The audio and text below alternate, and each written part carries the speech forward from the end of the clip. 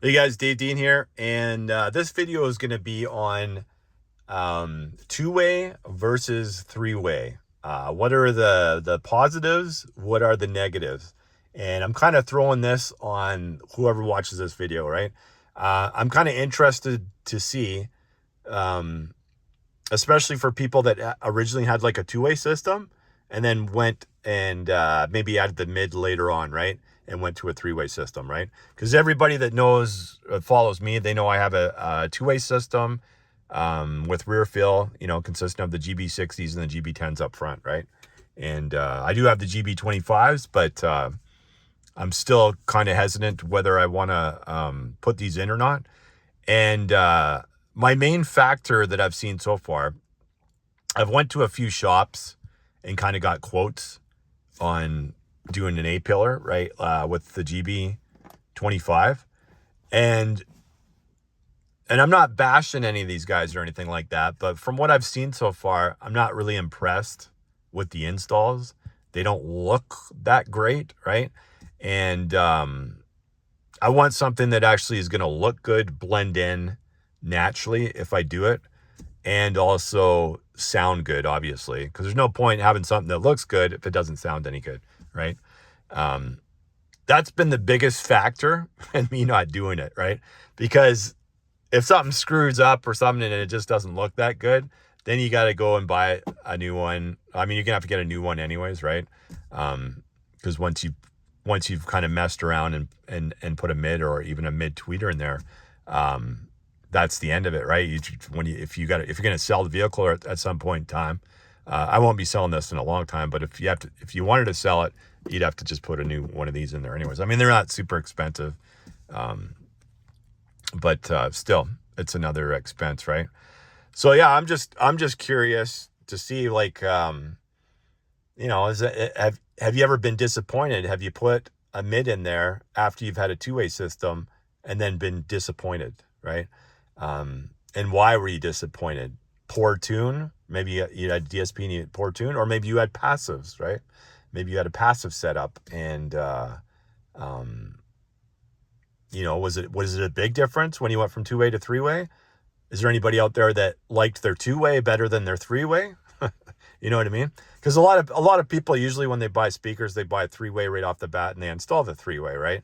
Um, not as many people go two-way and then jump up and get. Well, actually, I guess I shouldn't say that. There's probably actually quite a few people that do that, right? So I'm just curious. Put it in the comment sections. Like the pluses and negatives that you've experienced in your system. Maybe had a two-way and then went to a three-way, right? And because it's kind of unfair if you had like a lower end two-way system and then you jumped up to like a higher end. I'm more talking to people that had like the same level of speakers, like even the same company for the most part, and you went two-way to three-way, right? Um, so that's that. So comment in the section below. Let me know the pluses and negatives of your systems, maybe multiple systems that you've had over the years. I'm just curious myself, right? And the other thing I was thinking that I haven't really seen this from anybody, honestly. You get SPL guys that have multiple speakers in their vehicle, but I was thinking the other day, I was like, I wonder if I go with another like different mid and a different tweeter from like the same company though, but not Audio Frog. I do something different up here, right? I'll just say like Focal Utopia M's, or maybe the Dyno Audio Esitars, or maybe some Morels, the new Elates, right? The carbon version, or just something in that's different, right? Because I have a lot of channels. I got a Helix DSP Ultra, so I could run this, keeping my two-way exactly how it is.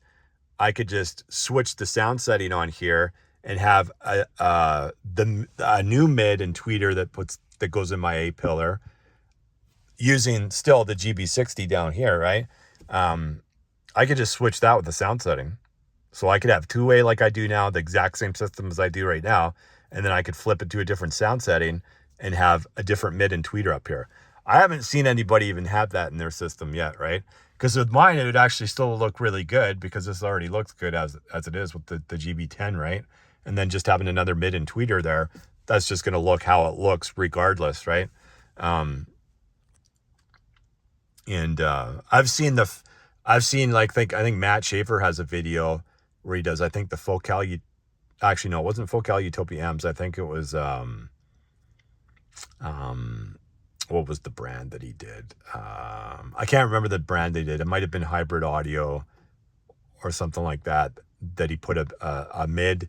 I think he did a mid. Oh, actually, you know what? I think he just did the a coaxial there. So scrap that. I was just going to say, I thought he did it like a mid and a tweeter there, but he kept the factory one here. And the factory kind of looks worse than this, obviously, but it was sitting there. But if I remember now, I think it was just a coaxial that he used on there. But I've seen it a couple times in Jeeps where they just left the factory tweeter here, even though it's not in use, and they did a mid and a tweeter, right? I've seen a Hertz version with a guy with a ML 1600 and the ML 280 here. Or not the 1600, is it the 800, I think? I can't remember now. The mid for the Hertz one, but the tweeter's the ML 280. And then they just left the stock tweeter. I mean, the stock tweeter doesn't look bad, but it doesn't look as good as like what this looks. But it didn't look that bad, right? It just looks stock anyways. But so I was thinking about doing that because, like I said, I have lots of channels on my Helix DSP Ultra.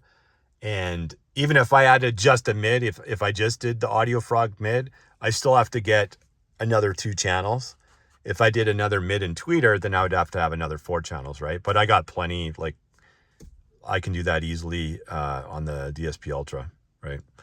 So that's just kind of something I was thinking about. And then when I was thinking about that, I was just kind of curious what other people have kind of experienced over their years in car audio with 2-way and 3-way systems, right? And because there's some guys where they run 3-way, but it's not active, right? Sometimes they'll do like the woofers active, and then they'll have the mid and tweet passive, right? That happens quite often too as well.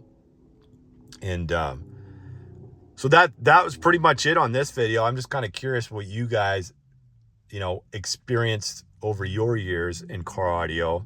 And this is just kind of a quick video, and drop what you think in the comment section of kind of like your experiences, 2-way versus 3-way, and the positives and negatives that you've experienced with your car audio system. All right, guys, stay tuned. I'll have another review up probably in the next day or two on another dongle deck. All right, we'll see you on the next one.